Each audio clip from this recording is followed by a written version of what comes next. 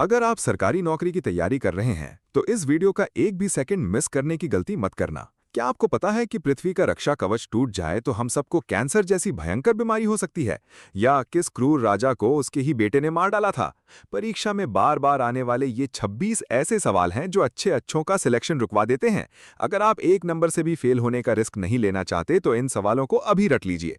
मैं हूं आपका टीचर, चलिए शुरू करते हैं। प्रश्न 1। अंतिम शक्तिशाली मुगल शासक औरंगजेब का निधन किस वर्ष हुआ था? इसका सीधा उत्तर है वर्ष 1707 में। आपको बता दूं कि औरंगजेब को आलमगीर या जिंदा पीर भी कहा जाता था और इसने सिखों के 9वें गुरु तेग बहादुर जी को मृत्युदंड दिया था। प्रश्न 2। चार वेदों में से कौन सा वेद मुख्य रूप से संगीत से संबंधित है? सही जवाब है सामवेद। सामवेद को भारतीय संगीत का जनक माना जाता है, जबकि ऋग्वेद सबसे पुराना है जिसमें गायत्री मंत्र है और अथर्ववेद जादू टोने से जुड़ा है। प्रश्न 3। प्रसिद्ध किताब द पैलेस ऑफ इल्यूजन्स की लेखिका कौन है? इसका सही जवाब है चित्रा बनर्जी दिवाकरुनी। इस खास उपन्यास में महाभारत की कहानी को द्रौपदी यानी पांचाली के नजरिए से बताया गया है। प्रश्न 4। जुलाई 2025 तक भारत के कितने राज्यों में पंचायतों में महिलाओं के लिए 50% आरक्षण लागू हो चुका है? उत्तर है 21 राज्यों में। याद रखिए, बिहार हमारे देश का पहला राज्य था जिसने 2006 में ही ये 50% आरक्षण दे दिया था। प्रश्न 5। जुलाई 2025 में इतिहास और शिक्षा के क्षेत्र से किसे राज्यसभा सांसद मनोनीत किया गया? इसका सही उत्तर है डॉक्टर मीनाक्षी जैन को। डॉक्टर मीनाक्षी एक मशहूर इतिहासकार हैं और हमारे राष्ट्रपति संविधान के अनुच्छेद 80 के तहत कुल 12 सदस्यों को राज्यसभा के लिए मनोनीत करते हैं। प्रश्न 6। गुजरात के टिप्पणी लोक नृत्य में मुख्य रूप से कौन से वाद्य यंत्र बजते हैं? सही जवाब है मंजीरा, थाली और झिंझरा। ये खास नृत्य कोहली और खारवा जनजाति की महिलाओं द्वारा किया जाता है, जिसमें वो लंबी लकड़ी से फर्श को कूटती हैं। प्रश्न 7। मगध के राजा और हर्यक वंश के संस्थापक बिंबिसार की हत्या किसने की थी? सही उत्तर है अजातशत्रु ने। अजातशत्रु बिंबिसार का अपना बेटा ही था, इसीलिए इतिहास में हर्यक वंश को पितृहंता वंश भी कहा जाता है। प्रश्न 8। किस भारतीय राज्य की सीमा बांग्लादेश के साथ नहीं लगती है? इसका सही उत्तर है ओडिशा। भारत के कुल 5 राज्यों की सीमा बांग्लादेश से लगती है, जिनमें पश्चिम बंगाल की सीमा सबसे लंबी है और त्रिपुरा 3 तरफ से बांग्लादेश से घिरा है। प्रश्न 9। मंत्रिपरिषद में मंत्रियों की संख्या लोकसभा के सदस्यों की कुल संख्या के कितने प्रतिशत से अधिक नहीं होनी चाहिए? उत्तर है 15%। ये महत्वपूर्ण नियम 91वें संविधान संशोधन द्वारा साल 2003 में लागू किया गया था। प्रश्न 11। 1991 से पहले भारत में प्राइवेट सेक्टर को किस प्रणाली द्वारा सीमित रखा जाता था? सही जवाब है लाइसेंस राज।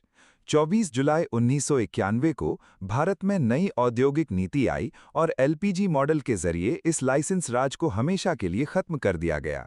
दोस्तों, उम्मीद है आपको ये जानकारी पसंद आ रही होगी। अपनी सरकारी नौकरी की तैयारी को ऐसे ही पक्की करने के लिए अभी हमारे चैनल जॉब्स बाय संदीप को सब्सक्राइब कर लें। चलिए आगे बढ़ते हैं। प्रश्न 11। अक्टूबर 2017 में भारत ने चाबहार बंदरगाह के जरिए अफगानिस्तान को पहली कौन सी सहायता भेजी थी?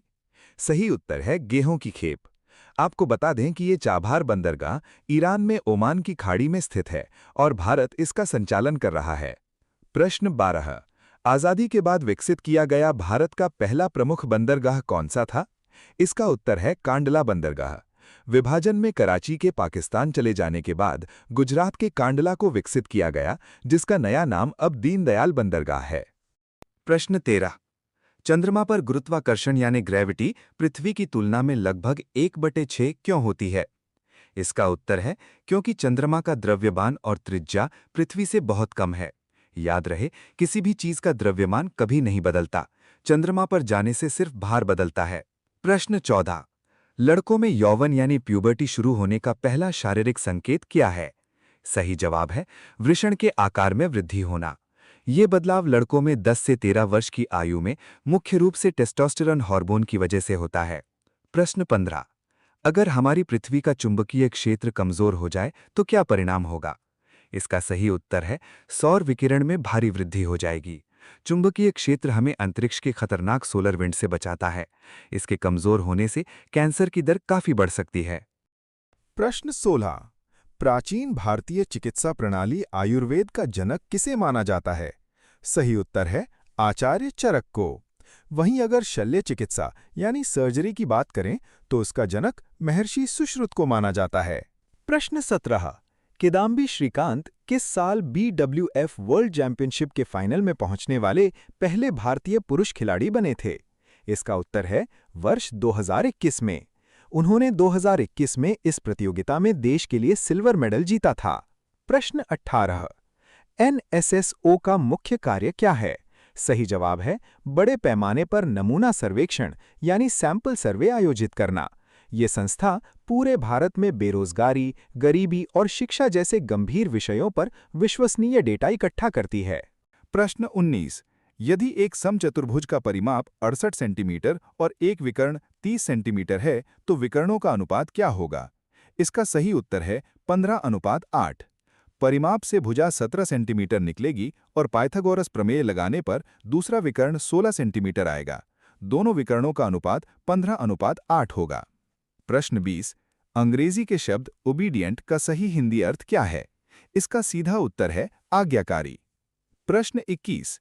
एक ट्रेन 400 मीटर लंबे प्लेटफॉर्म को 40 सेकंड और खड़े व्यक्ति को 20 सेकंड में पार करती है, तो ट्रेन की चाल क्या होगी?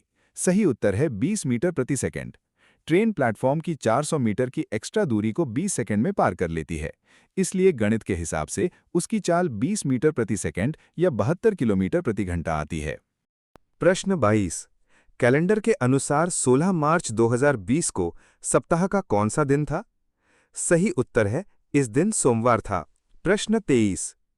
3, 6, 11, 18, 27, 39, 51 की नंबर श्रृंखला में गलत संख्या कौन सी है?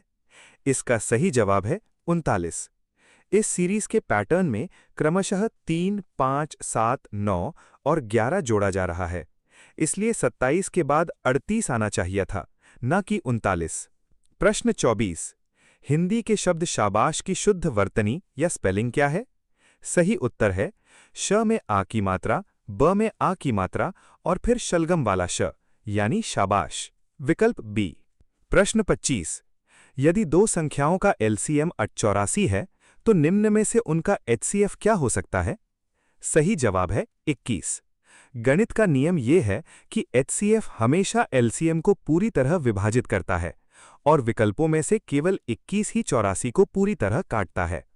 प्रश्न 26। अंतिम प्रश्न। वर्ष 2300 में फरवरी, जून, जुलाई और अगस्त महीनों में मिलाकर कुल कितने दिन होंगे? सही उत्तर है 120 दिन। क्योंकि वर्ष 2300 कोई लीप वर्ष नहीं बल्कि एक साधारण वर्ष है, इसलिए इसमें फरवरी 28 दिन की होगी और सभी महीनों के दिनों को जोड़ने पर 120 दिन आते हैं। तो दोस्तों, ये थे आज के महत्वपूर्ण सवाल जो आपकी परीक्षा के लिए बहुत ज़रूरी हैं। मुझे उम्मीद है आपको इस वीडियो से काफ़ी कुछ नया सीखने को मिला होगा। अगर आप ऐसी ही दमदार और सटीक जानकारी वाली वीडियो रोज़ पाना चाहते हैं तो अभी जॉब्स बाय संदीप चैनल को सब्सक्राइब करें और वीडियो को लाइक करके अपने दोस्तों के साथ शेयर ज़रूर करें। मिलते हैं अगली क्लास में, तब तक के लिए पढ़ते रहिए और आगे बढ़ते रहिए।